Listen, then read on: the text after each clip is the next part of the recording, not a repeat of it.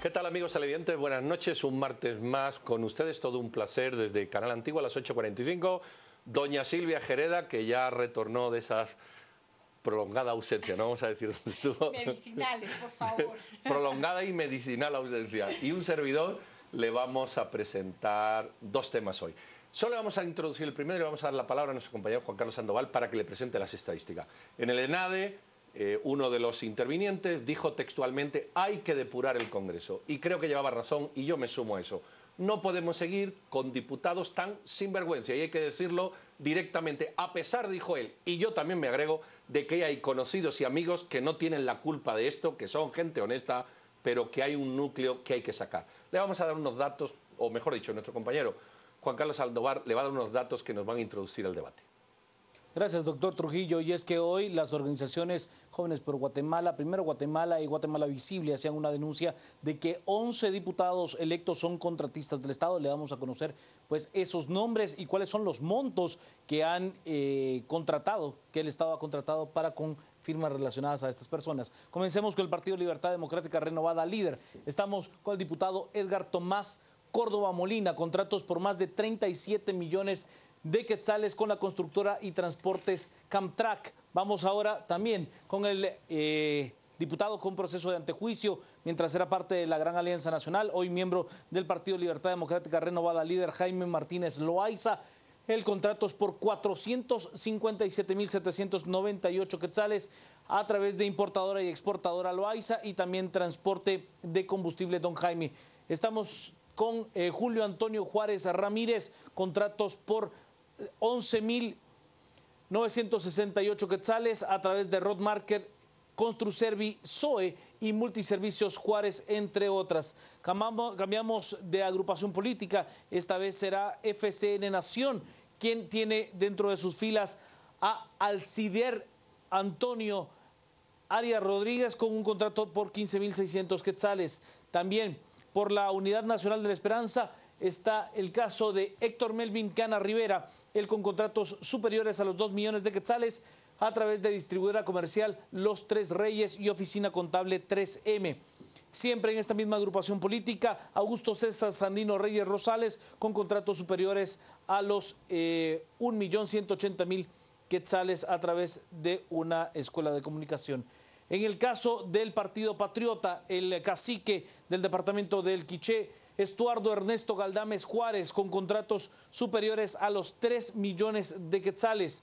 Vamos ahora con UCN, que también tiene 2 diputados en este caso como contratistas del Ejército, Milton Francisco Guerra Calderón, con 152 millones a través de proyectos Samaria y Transportes Guerra, y también en el caso de Juan Fernando López Fuentes, contratos por 32 millones de quetzales a través de farmacias JF y bienes raíces JF. Ya para terminar, en el caso de diputados independientes, también con proceso de antejuicio por el llamado caso X Chiquimula, está el representante de ese departamento, Baudilio Hichos, beneficiado con un contrato de más de 2 millones de quetzales, y en el caso de diputado Jaime Benedicto Cáceres Ara, también con Alquileres Cáceres, contratos por más de 16 millones de quetzales. Son los datos dados a conocer hoy por la sociedad civil, doctor Trujillo.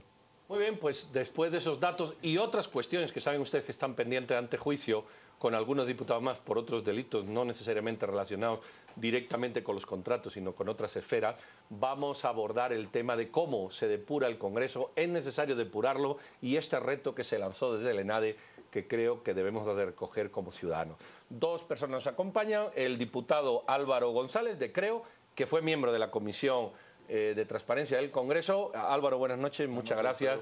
Y también Aníbal Samayoa, coordinador de incidencia política de Jóvenes por Guatemala. Yo quiero directo, Aníbal, esto ¿qué se siente en tu alma de joven cuando ves que hay una lucha por depurar el país de la mala política y todo esto son diputados electos que parece que juegan a la misma política? Bueno, creo que habría que mencionar primero que Guatemala ha cambiado, su modelo de participación ciudadana ha evolucionado, y esto genera pues ser un ejemplo para el resto del mundo. Sin embargo, creo que hay mucho que hacer. Lo que pasó en la plaza, la transición del Ejecutivo, que de una forma pacífica, hay que repetirlo, en el sentido que hay que empezar a depurar el Congreso. Y creo que la juventud tiene las armas, tiene la capacidad, también tiene el acuerpamiento de instituciones y organizaciones civiles a nivel nacional que pueden participar y hacerlo. En mi perspectiva no es de ninguna manera triste o preocupante hasta el punto, o más bien por así decirlo, que tenemos la fuerza para hacerlo. O sea, tenemos el motivo de estos 4 años y si hay que tomar un contexto de cambiar las cosas, que estas elecciones se trataron de cambiar, no se logró, pero tenemos 4 años para no repetir esa historia política que hemos estado viviendo en estos últimos meses. Álvaro, tú has estado en la palestra política desde el Congreso. Hemos visto, yo le llamo los caciques, los dinosaurios, personajes como Martínez Loaiza, por ejemplo, que vienen de hace más de 20 años siendo contratistas del Estado y que aún así permanecen. Tú has vivido esa resistencia por parte del Congreso a hacer los cambios, se siguen otorgando contratos, hubo un claro ejemplo en estas gráficas. ¿Qué se puede hacer en términos real para depurar esta casta nefasta de políticos que volvió a reelegirse? ¿Qué podemos hacer? ¿Qué podemos esperar del nuevo Congreso?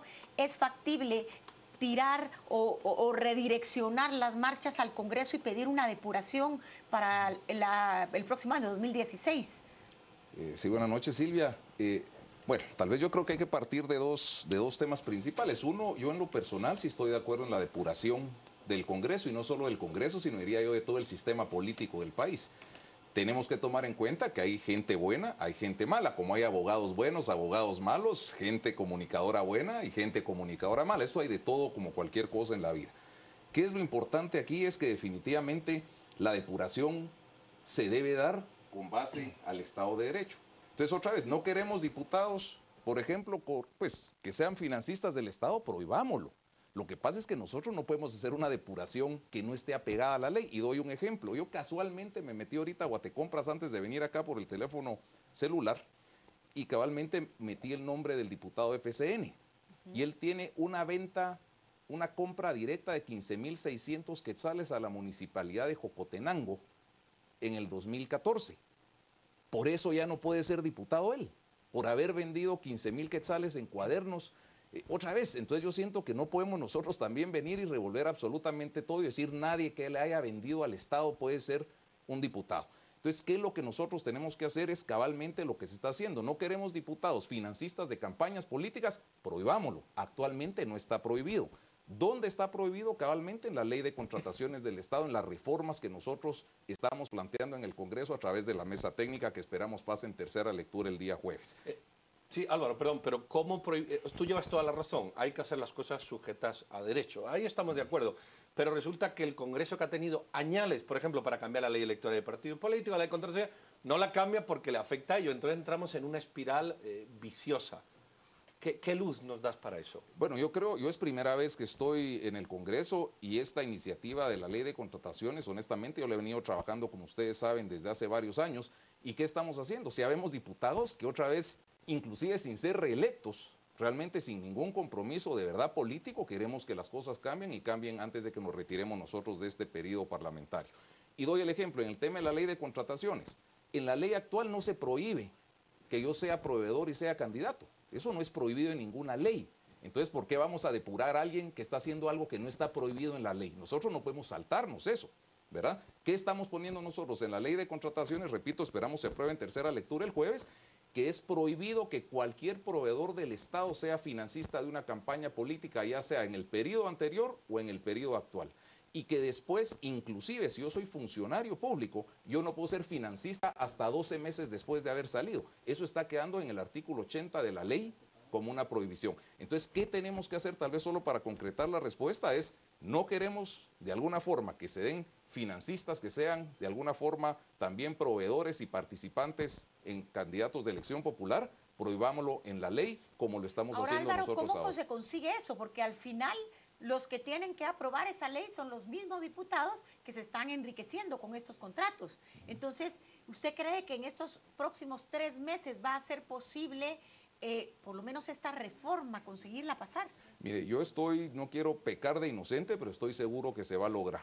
¿Y por qué? Porque otra vez nosotros, la sociedad civil y los jóvenes que están ahorita participando en el tema de fiscalización, definitivamente están poniendo tal presión, y no voy a decir al Congreso, diría en el sistema judicial, en el mismo organismo ejecutivo, que esta presión que estamos teniendo los diputados de hacer las cosas bien, además de que las dos principales bancadas de oposición, que era el Partido Líder y el Partido Patriota, están de alguna forma sin las cabezas, diría yo, dando instrucciones como dieron estos 3 años y medio, nosotros vemos diputados como yo ahorita veo en la Comisión de Finanzas, de la cual soy parte, que veo a un diputado como el diputado Camey, que es un diputado del Líder, aceptando, pero de la mejor forma, las recomendaciones que nosotros estamos dando de involucrar a la sociedad civil a que nos apoye en la elaboración de un buen presupuesto. Entonces, otra vez, ahorita yo veo la voluntad, creo que se pueden hacer los cambios, ya esta ley pasó en segunda lectura, hay consensos para que pase en tercera lectura, o sea, no va a pasar de sorpresa en el Pleno, hay consensos para que pase en tercera lectura y yo estoy seguro que vamos a lograr que esto se apruebe y no vamos a curar únicamente el tema de que un proveedor pueda ser financista, estamos nosotros regulando cómo se integran las juntas de calificación, estamos eliminando las excepciones, estamos nosotros creando un ámbito de la ley tremendamente más amplio que lo que hay. Aníbal, ¿cómo hacer desde los jóvenes? Ya hemos visto la explicación, digamos, oficial, legal y ajustada a los procesos jurídicos que se manejan. ¿Qué pensáis desde vuestro movimiento? Y estos diputados que están ahí y que ya no se pueden sacar, ¿qué se puede hacer? ¿Tenéis alguna idea, alguna estrategia, alguna visión?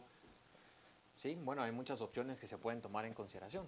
La primera es una presión social que puede realizarse. Creo que es en la que todos podemos participar de una forma más dinámica y más voluntaria. Pero yo creo que otra es importantísimo el conocimiento legal que se puede tener. No precisamente hay que ser abogado para conocer la ley, porque si no la conozco, ¿qué derecho puedo exigir? Y no existe de alguna manera esa fuerza coercitiva que yo pueda generar en el aparato estatal.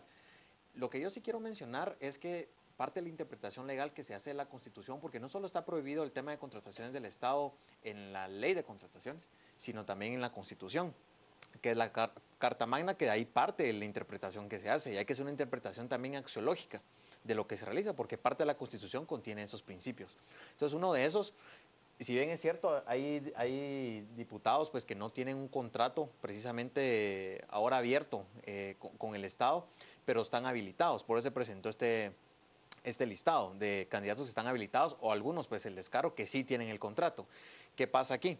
Yo debería tener la moral demasiado alta para decir, no va a ser a la tentación, a pesar que soy contratista del Estado, pero aunque la ley no me prohíba decir, usted aunque está habilitado no puede ser diputado, yo creo que debería entenderse como un hecho de que si soy diputado no debería estar yo habilitado por tema axiológico en el portal de Guatecombra, o si estoy habilitado no debería participar como candidato.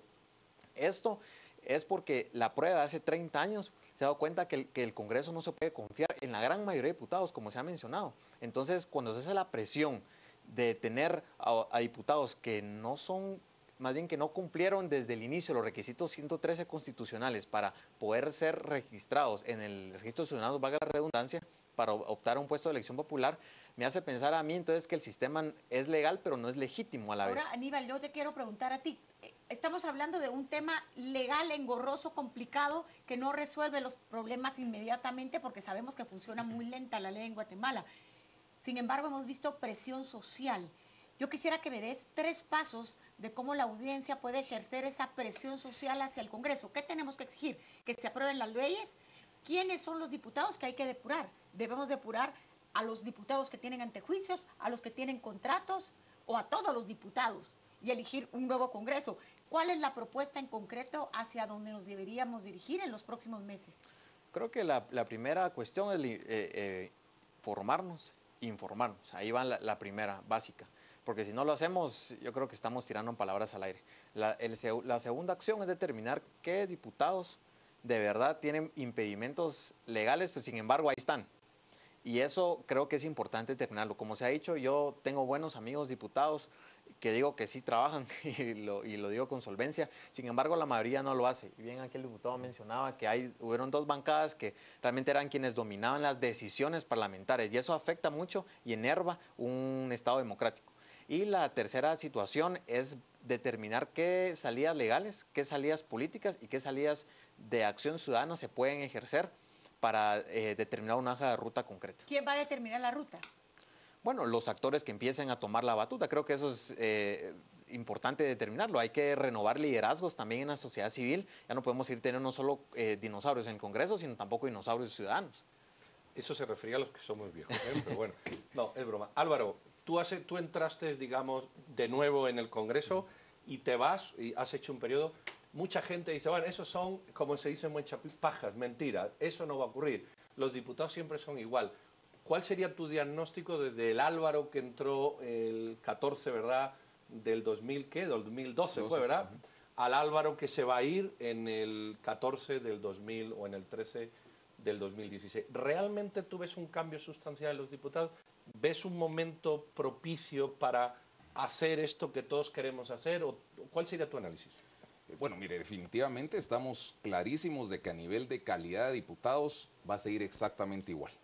O sea, vamos a tener buenos, vamos a tener malos, vamos a tener dinosaurios, como decíamos acá, vamos a tener gente con muy buenas intenciones que se va a dar cuenta que yo puedo llegar con las mejores intenciones y no hacer absolutamente nada, como yo he visto diputados en la legislación actual.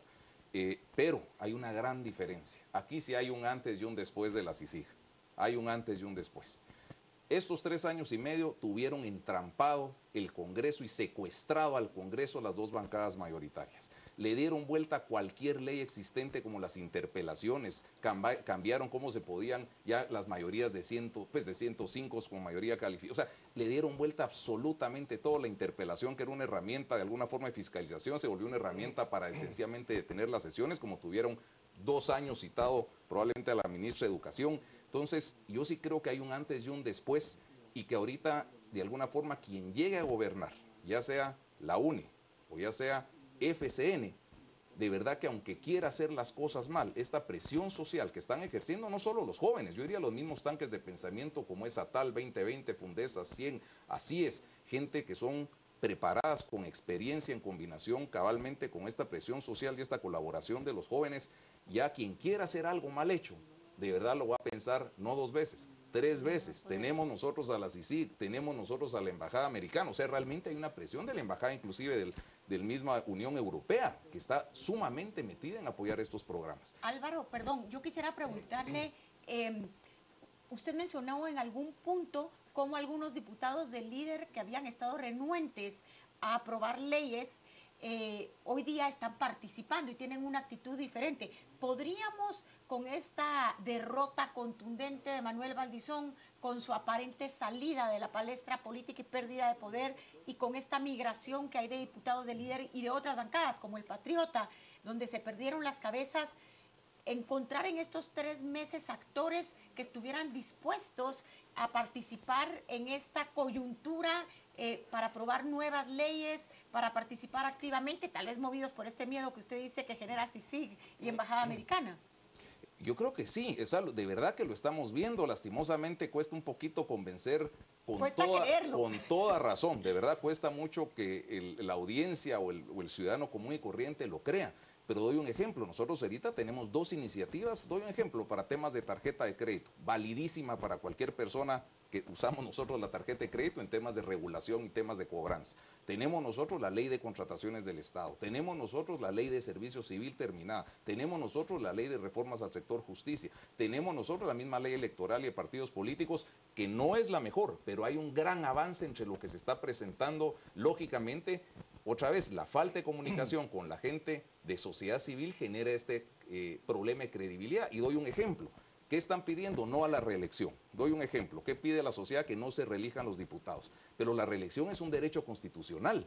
Entonces, ¿qué es lo que pasa? Nosotros como Congreso decimos no metamos este artículo porque la reelección es un derecho constitucional y no es a través de la ley electoral y de partidos políticos donde eso se modifica, y nosotros no podemos cambiarlo, pero la crítica afuera es de que nosotros como diputados, al no querer cambiar ese artículo, que es ilegal hacerlo, estamos actuando en mala fe. Entonces yo sí creo, tal vez en 2 platos, por así decirlo, es que ahora los diputados de todas las bancadas, hay diputados de líder, de Patriota, que de alguna forma tuvieron secuestrado al Congreso, que esa es la realidad, que ahora tienen otra intención y otra forma de alguna, por así decirlo, de ver las cosas, y que están en un nivel de colaboración para que las cosas caminen que no lo tuvimos anteriormente.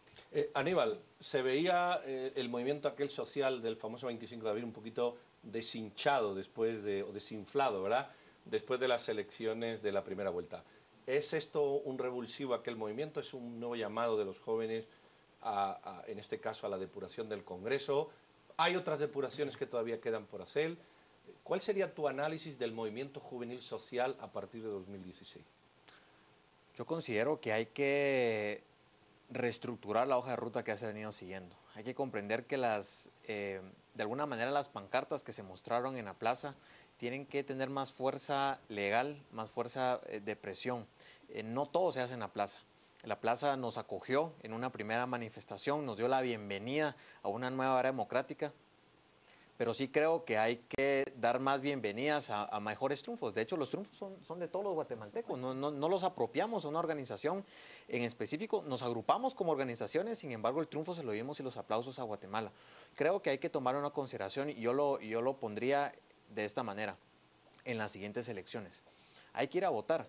Creo que hay gente, y el guatemalteco tiene que entender que en un sistema democrático, el candidato por el que yo voté en primera vuelta no puede estar en segunda vuelta. O sea, es decir, mi candidato pierde. Eso es parte de un sistema democrático y eso hay que aceptarlo, eso hay que madurarlo. Entonces quiere decir que yo voy a tener dos candidatos en una vuelta, tal vez no de mi agrado, o tal vez sí de mi agrado. Sin embargo, tengo que ir a hacer ese ejercicio democrático, porque votar también es manifestar. Y hay que comprender que si el candidato que quede, aunque no sea de mi agrado, si hace bien las cosas, yo le voy a aplaudir. Y voy a estar hombro a hombro trabajando junto con ese presidente o presidenta para que las cosas mejoren, porque es Guatemala. Y si no lo hace bien, pues a exigir que se haga. Hablemos un poquito de la participación de los jóvenes en esta segunda vuelta. La primera vuelta fue apabullante y realmente los resultados que obtuvimos no nos los esperábamos nadie. Vamos a conseguir esa convocatoria para mover al joven a que siga votando, a que siga participando, a que siga yendo al Congreso a depurar. ¿Es posible que lo que se llamó la primavera de las rosas blancas continúe o vamos a ser apáticos y dejar hasta aquí todo? ¿Qué es lo que usted percibe adentro de las organizaciones donde participa? Bueno, yo percibo mucho entusiasmo, mucho interés de hacer cambios sustanciales al proceso electoral, proceso democrático y de alguna forma establecer un verdadero Estado de Derecho. Por ejemplo, de Jóvenes por Guatemala trabajamos mucho en la primera vuelta y viajamos mucho a los departamentos a informar a la gente en cuanto al voto, desde colores de papeletas, qué se vota, cómo se vota, un procedimiento, un simulacro, cómo se participa en una mesa de elección. Pero creo que sí hay que tomar en consideración que hay que actuar un poco más y los jóvenes tienen que estar conscientes de que la información es vital para poder querer hacer cambios sustanciales. Ahora, estamos en tiempo, pero una pregunta rápida. Todas estas leyes que has dicho que están ahí, ¿hay tiempo para aprobarlos si hay voluntad? Hay tiempo de sobra. Recordemos que nosotros podemos sesionar si queremos todos los días de aquí a que entreguemos nosotros el mando, pero voluntad, repito, hay, pero es bien importante la presión mediática y la presión social para que mantenga esta voluntad, por así decirlo, caminando de la forma que pues ya ven, los diputados pueden sesionar 24 horas, lo ha dicho un diputado, así que ahí lo vamos a poner. Muchas gracias, Álvaro, muy amable por la explicación, y también Aníbal por la explicación. Nos vamos con nuestro compañero Juan Carlos Sandoval, que nos va a remarcar algunos de los Twitter que ustedes nos han enviado. Gracias, doctor. Vámonos a las redes. Tenemos mensajes respecto a la entrevista. Nos dice Rodolfo Mendoza, recordemos que en 1993 se logró la autodepuración con la presión de la sociedad civil y diputados no depurables. Edwin, todos hablan del antes y el después del 15 de abril. Y si no hubiese habido un 15, es lo que plantea Edwin. Andrés, los verdaderos intereses de los diputados, novatos y reelectos se verán a partir de enero. Por ahora queda cabildear. Laura, ¿pero por qué? ¿Por qué no podemos ser todos pro y ser óptimos? Nos dice Luisa, Guatemala ya despertó y no lo permitiremos. Estas basuras vienen a vaciar las arcas. Vamos, pueblo, a la plaza, ya basta. Y Luis, muchos en tiempos de elecciones ofrecen cambiar las leyes para depurar al Congreso, pero al ser electos se les olvida parte de los mensajes que tenemos. Al regresar, una nueva entrevista junto con Pedro y Silvia. Sigan con nosotros en Noticiero de Canal Antigua.